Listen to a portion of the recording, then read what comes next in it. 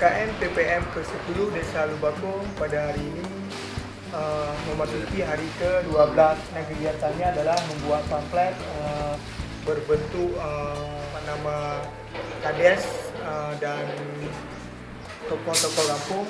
Untuk selanjutnya akan dikomandai oleh Saudara Mitra Kurniawan.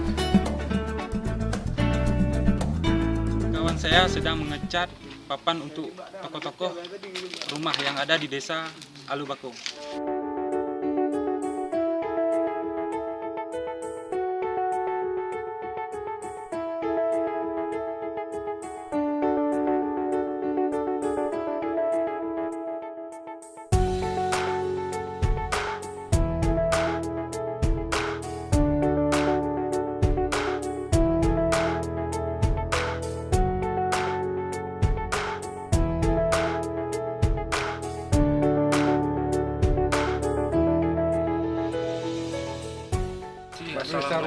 Selamat pagi.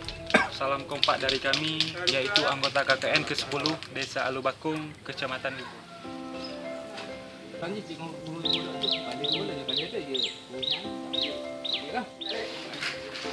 Buku Pak, tanah Pak.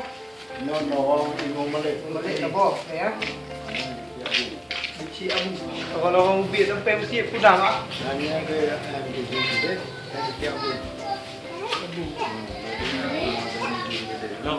Lorong Pak.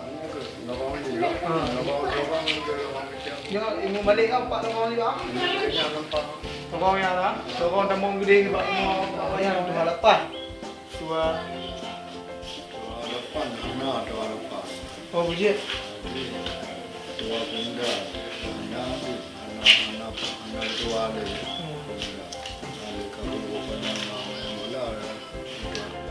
Tak boleh, boleh lah.